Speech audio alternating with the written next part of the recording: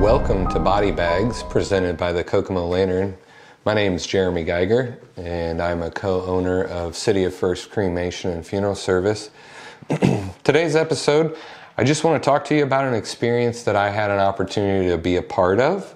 I got to go out of town to attend a funeral service, and to most people, it's probably it's a sorrow experience. For me, being in the funeral industry, it was an opportunity for learning for me. I definitely felt extremely sad for the family how this person passed away because it was really unexpected. So it was interesting to kind of see that perspective, because I've typically either am working that funeral service as the funeral director, or I'm a friend or a family member that's attending this funeral service. So pretty unique experience. So when we arrived at the funeral home, it was a really, really big funeral home. They're very busy. They have their own crematory. It was at the back portion of their property past the parking lot. We got parked and we walked up to the entrance. It was very beautiful, very very scenic around us. They had lots of trees, but they had a really neat feature entering the building that I thought was really cool.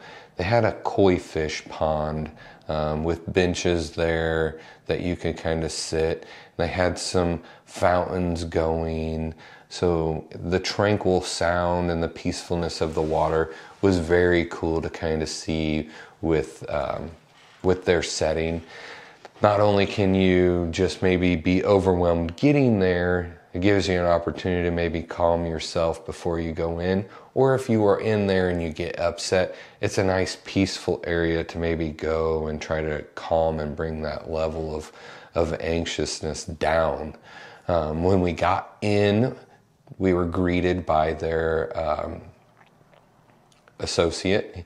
She opened up the door, asked us who we were there to see, which indicated to me that, this is a pretty big place. They've got more than one chapel. We told them who we were there to see, and they let us in, said it would be in on the left-hand side.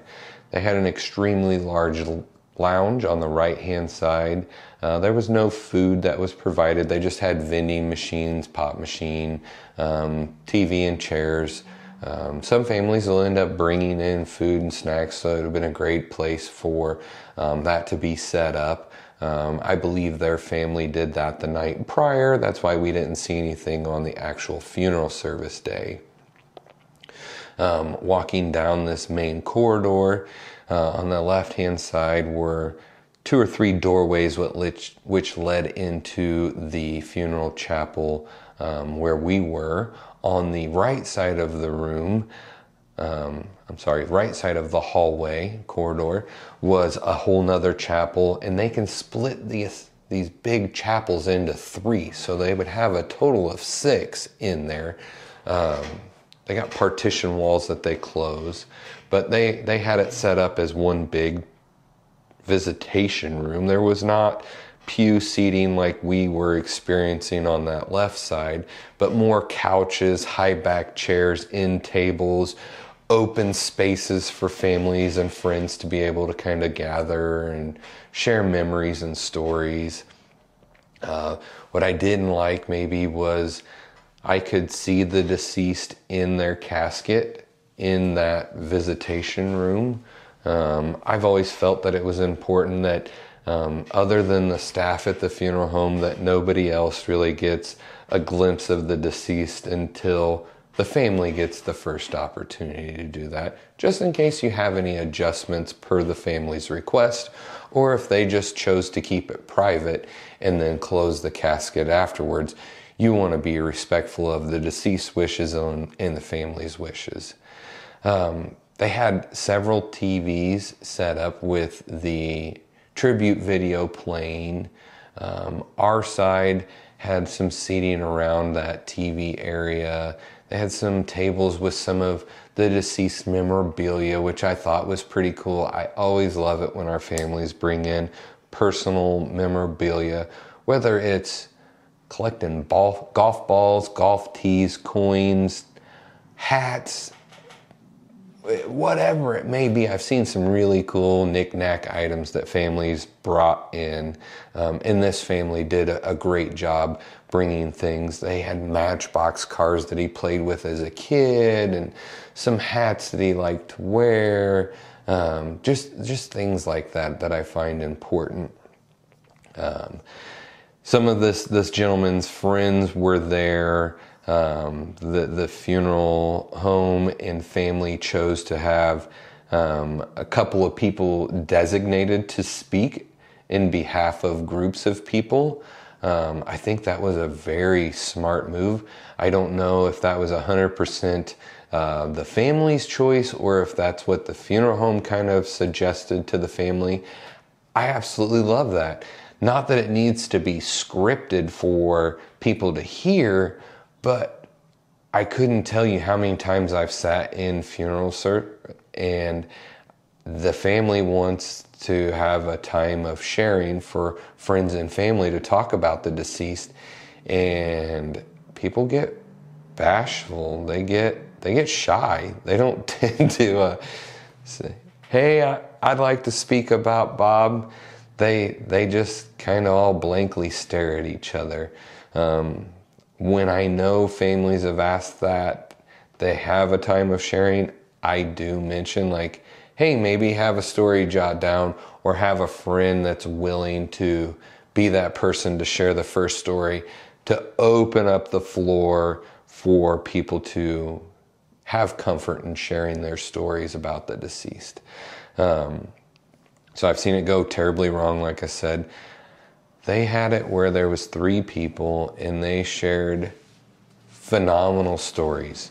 One was with them growing up, one was after he'd graduated high school and in his later years, and then the last person being the spouse.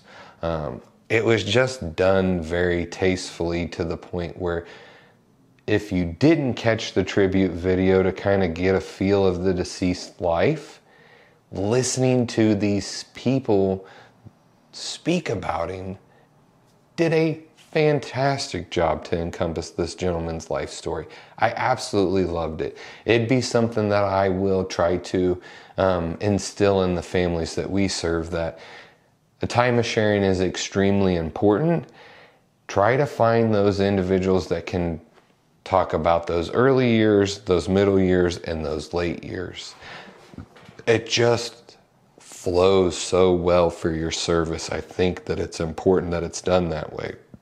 And it was neat to kind of hear the minister speak.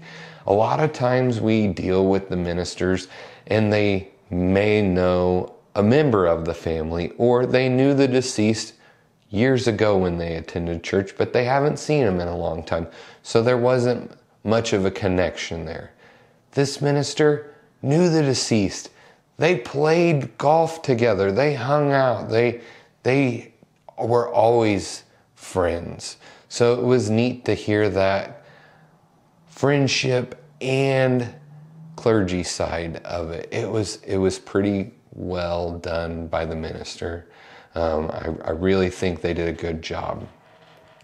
The way that the service flowed was pretty good. The music, they had a really neat sound system. They picked some very beautiful pieces of music to describe the gentleman's life and kind of set the mood when they played these songs, because some of it was before the time of sharing, some of it was after the time of sharing.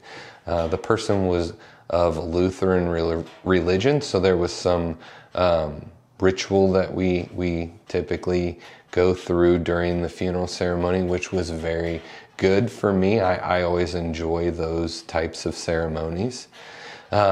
We did not go to the cemetery. This gentleman was cremated as well. So they did have his urn up there, and of course we asked, is it empty or is it full? And they were able to get the cremation done in time to have him actually in his urn and present for the funeral service. So that was really neat, because that doesn't always transpire on the cremation side. So if you're able to coordinate that with the family, it's more impactful, because you do get asked that question, well, are they in the urn or not? And most of the time they're not, because of documents needed to cremate. So after the service was over, the funeral director come back up front. He did this at the beginning too. He introduced himself and the minister, and then he talked about silencing your phones for respect. But then at the end, he come in and he thanked the minister, and he thanked the family for entrusting him with their loved one over the last few days.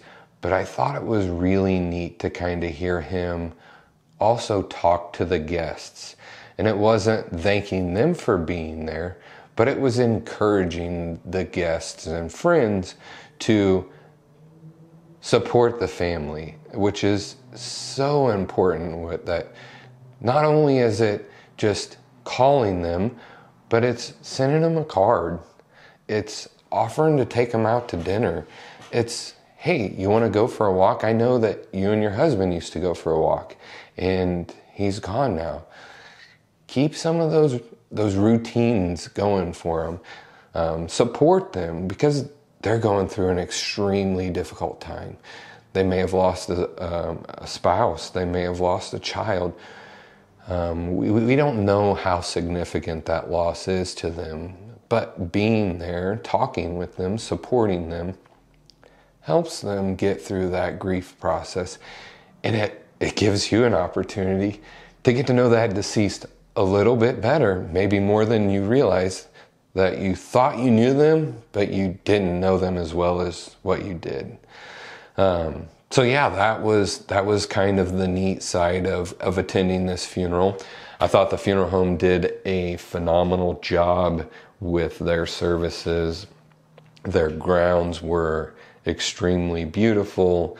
That you could tell they took a lot of pride in their facility, in the services that they offer.